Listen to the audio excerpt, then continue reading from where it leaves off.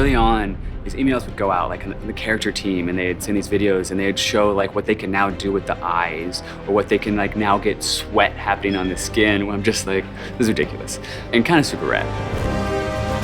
Hey, brother! Watch out! To see what Uncharted on a next-gen console is going to look like, that was a question we just had to find out for ourselves. I think the biggest design thing that came out of the new hardware was literally just the bigger spaces. We have bigger levels than we've ever had before. Maybe 10 times the size, at least, of explorable space. The challenge for us is, and the thing that's been super hard, is like, how do we give you more choices and make the pacing feel just as intense as when things have been more linear for us? It does introduce challenges as far as telling a very specific story. Well, you still have point A to point B, you just have different branches now to get there. So you've got 3 or 4 different ways to get there, but you still have to get there.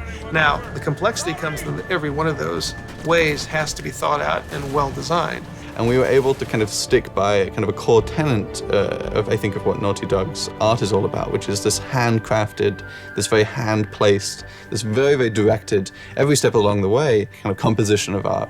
We let you have a lot of choices, but it's like, it's moving forward at a very fast pace. Cut right!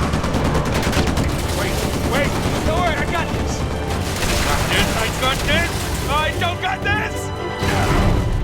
We've been able to make the world so much bigger than we've ever been able to make before, and then also, at the same time, improve the detail of any one area. So we've increased the density of detail and the size of the world all at the same time. So with larger worlds comes larger possibilities, and larger possibilities usually mean more detail.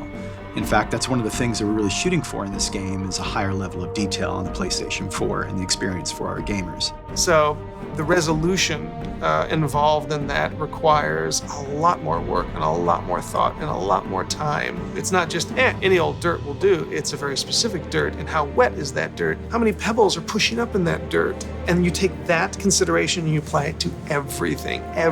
One of the things that I think improved the most from Uncharted 3 to Uncharted 4 is texture resolution. Bigger texture means more detail. The new hardware just allows us to achieve what we've been trying to achieve the whole time, and that's just believability and complexity.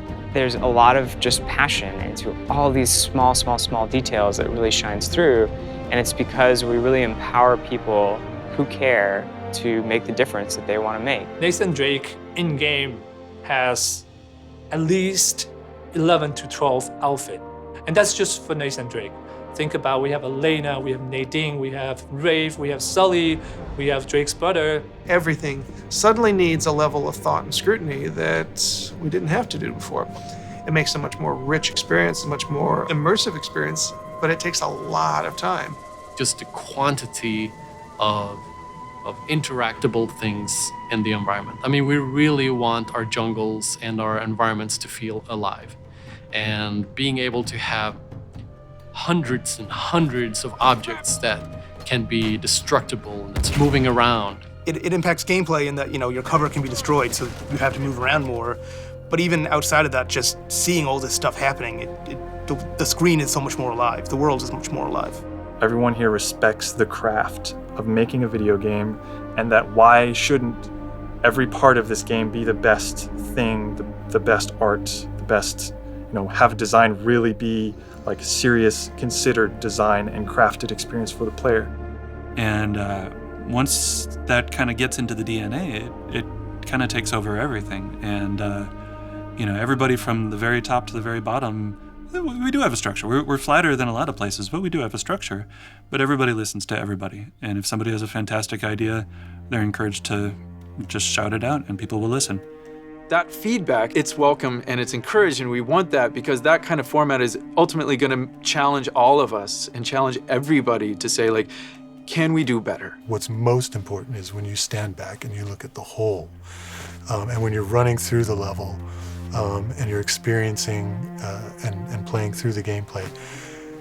The environments, the characters, the art, it's all there to just support the experience. It shouldn't stand out as the experience.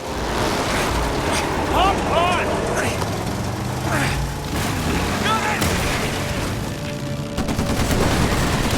Here, take this! It's it's really an interesting challenge. Like if we do our job right, hopefully people are not going, wow, that's great animation. They're just engrossed and they're believing it. I think we lost him. Hey, Nate, we can never, ever come back to this city. Add it to the list. The biggest change we've had in Uncharted 4 would be the use of the head cams and the facial markings, facial animation. For the first 3 games, this has always been hand animated. Now we're in a unique situation that we're now capturing those actors' faces and we're getting all the great details that brings in, and then we inject the look and feel that we've come to expect from the characters that we know. Every animator that we hire at Naughty Dog has to be really good with working with motion capture, because a lot of their job will be doing that. But they also have to be a really, really good animator, because when we do need to animate something that we can't capture, it has to look exactly like something that we captured. Yeah, can I help you? Yeah, I'm looking for my little brother. Sam? It's good to see you again, Nathan. God, Sam. Oh, all right. Take it easy, take it easy. Last gen, you'd actually get a black frame between gameplay and cutscene, which would mean it kind of takes you out of the experience. It's a little tell. Okay, now it's just I'm watching something. So that's been a huge thing that the PlayStation 4 has allowed us to do, that all of our cutscenes are now in-game. What it boils down to is blurring the line between when do we kind of make this a pure cinematic moment that you just sit back and enjoy, versus actually saying, no, we need you right now, do your thing. People don't only want to watch passively a story, they want to be able to participate in it. I think the focus, as always, is what serves the story. And traditionally, and this isn't any different, we try to keep as much of the big action in the hands of the player. So it's not something that you finish something in the game and then get to watch. It's something you get to experience. You reach that point yourself. What we're trying to do is make them richer, make them more playable, give the player more options within those set pieces. So to have like a really interesting combat encounter with a lot of different options and a lot going on within a set piece that's falling apart all around you. The gameplay, the environment, the music, everything is coming together to make you as the player feel like you're Nathan Drake and to feel like you're on this grand adventure.